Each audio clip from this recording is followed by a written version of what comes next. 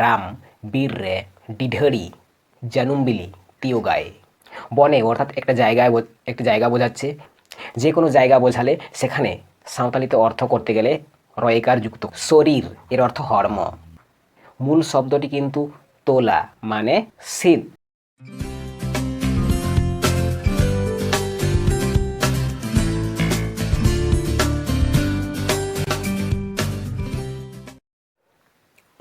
High বন্ধুরা, তোমরা কেমন আছো?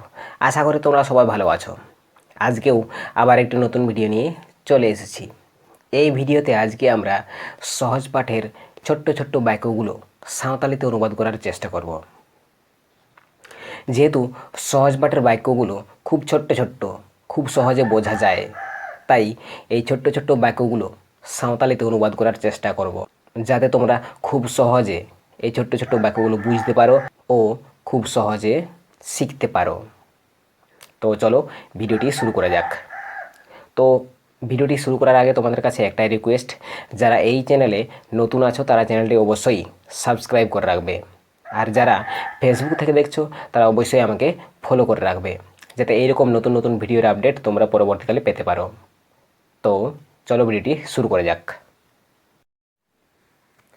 রাম বনে কুল পাড়ে। রাম বনে কুল পাড়ে এর অর্থ হয়ে গেল রাম বীর রে ডিঢড়ি জানুমবিলি তিয় গায়ে। এখানে রাম একটি নামবাচক পদ, তাই রামের অর্থ রামে হয়েছে। বনে অর্থাৎ বীর রে। বনে অর্থাৎ একটা জায়গা বোঝাচ্ছে, তাই এখানে অর্থ বীর রে রয়কার যুক্ত আছে। বনের অর্থ বীর, কিন্তু এখানে রয়কার যুক্ত আছে, তো হয়ে গেল বীর রে। যে কোনো জায়গা বোঝালে সেখানে সাঁওতালিতে অর্থ করতে গেলে রয়কার যুক্ত করতে হয়। যেমন কলকাতায়, যেমন কলকাতা রে। গ্রামে অর্থাৎ আতুরে। তো যে কোনো জায়গা বোঝালে সাঁওতালিতে অর্থ করতে গেলে রয়কার যুক্ত হয়, তাই এখানে বনে এর সাঁওতালি অর্থ এখানে বীর রে হয়েছে। কুল অর্থাৎ ডিঢড়ি বা জানুমবিলি। পাড়ে অর্থাৎ তিয় গায়ে। মূল শব্দটা পাড়া। পাড়া এর অর্থ তিয়, কিন্তু যেহেতু এখানে কর্তা প্রথম পুরুষে আছে, তাই এখানে তিয় গায়ে হবে। পাড়ে অর্থাৎ তিয় গায়ে। তো হয়ে গেল রাম বীর রে ডিঢড়ি জানুমবিলি তিয় গায়ে। গায়ে তার লাল জামা। গায়ে তার লাল জামা। এখানেও দেখো গায়ে অর্থাৎ শরীর এর অর্থ হর্ম। এখানে শরীরে বোঝাচ্ছে, তাই এখানে হর্ম রে। হর্ম রে উনিয়া আরা জামা।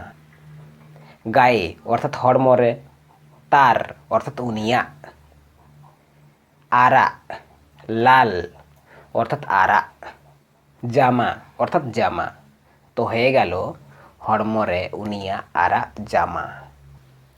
জবা ফুল তুলে।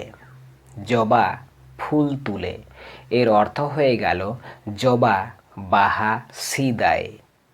এখানে দেখো জবা একটি নামবাচক পদ, তাই এখানে জবাইয়ের অর্থ জবাই হয়েছে। ফুল অর্থাৎ বাহা, তুলে অর্থাৎ সিদায়। মূল শব্দটি কিন্তু তোলা মানে শীত শীত, কিন্তু যেহেতু এখানেও কর্তা প্রথম পুরুষে আছে, তাই এখানে তোলে এর অর্থ হয়েছে সিদায়। আ অন্তস্থ অযুক্ত হয়েছে, তো হয়ে গেল জবা বাহা সিদায়। বেল ফুল তুলে। বেল ফুল তুলে অর্থাৎ সিঞ্জো বাহা সিদায়। সিঞ্জো বাহা সিদায়। বেল এর অর্থ সিঞ্জো, ফুলের অর্থ বাহা। আর একটু আগেই তোমরা শিখে গেলে যে তোলে এর অর্থ সিদায়। তো হয়ে গেল বেল ফুল তুলে অর্থাৎ সিঞ্জো বাহা সিদায়। আবার দেখো বেল ফুল সাদা, বেল ফুল সাদা অর্থাৎ সিঞ্জো বাহা পুড় গিয়া। বেলের অর্থ তোমরা একটু আগেই শিখে গেলে যে সিঞ্জো, ফুলের অর্থ তোমরা জানো যে বাহা, সাদা অর্থাৎ পুড়। এখানে গেয়া যুক্ত আছে, সিঞ্জো বাহা পুড় গেয়া। জবা ফুল লাল, এটাও একই রকম হবে, জবা বাহা আরা গেয়া, জবা বাহা আরা গেয়া। নিশ্চয়ই তোমরা বুঝতে পারছো।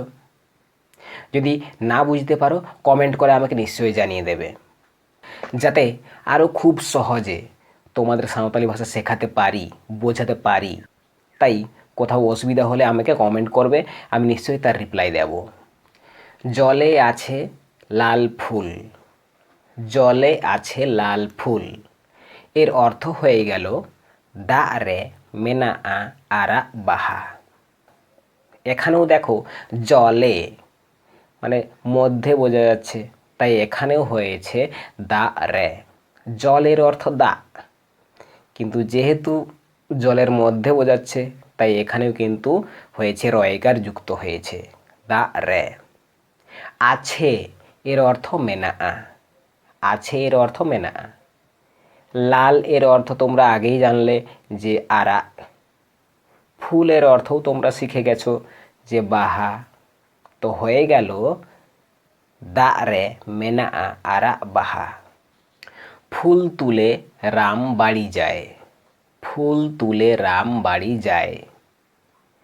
বাহা শীত কাতেত রাম ওড়াতেই চালা আ। ফুলের অর্থ তোমরা শিখে গেছো। এখানে একটাই আছে তুলে, তুলে অর্থাৎ শীত কাতেত, শীত কাতেত। তুলের অর্থ শীত কাতেত। বাড়ি যায় অর্থাৎ ওড়াতেই সেনো আ কিংবা চালা আ।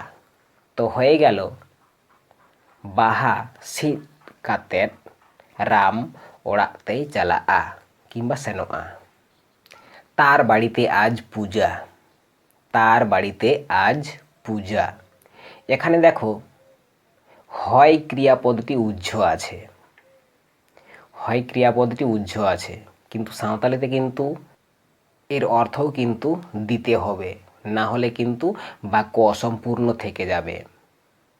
এর অর্থ, এই বাক্যের অর্থটি হলো উনিয়া ওড়াগ রে তেহেন দো পুজো কানা।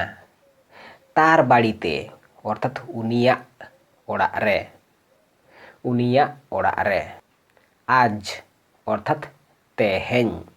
পূজা এর অর্থ পূজাই। হয় উহ্য আছে, কিন্তু সাঁওতালিতে এই হয় এর অর্থ কানা। এই কানাটা কিন্তু না দিলে বাক্যটা কিন্তু অসম্পূর্ণ থেকে যায়। তো হয়ে গেল উনিয়া ওড়াগ রে তেহেন দো পুজো কানা। তো বন্ধুরা আজকে এই পর্যন্তই। তো ভিডিওটি কেমন হয়েছে কমেন্ট করে আমাকে নিশ্চয়ই জানিয়ে দেবে। শেষে আবারও বলছি, যারা এই চ্যানেলে নতুন আছো তারা চ্যানেলটিকে অবশ্যই সাবস্ক্রাইব করে রাখবে। একমাত্র এই চ্যানেলেই তোমরা কিভাবে খুব সহজ পদ্ধতিতে সাঁওতালি ভাষা শিখতে পারবে এই নিয়ে আমি ভিডিও আপলোড করে থাকি। এটা গ্যারান্টি দিয়ে বলতে পারি যে এই রকম আমি যেরকম ভিডিও আপলোড করি এই রকম ভিডিও ইউটিউবে খুঁজলেও তোমরা পাবে না। তাই বলছি, যারা এই চ্যানেলে নতুন আছো তারা চ্যানেলটিকে অবশ্যই সাবস্ক্রাইব করে রাখবে। আর যারা ফেসবুক থেকে দেখছো তারা অবশ্যই আমাকে ফলো করে রাখবে, যাতে এই রকম নতুন নতুন ভিডিওর আপডেট তোমরা পেতে পারো। তো আজকে এই পর্যন্তই, দেখা হচ্ছে পরের একটি ভিডিওতে।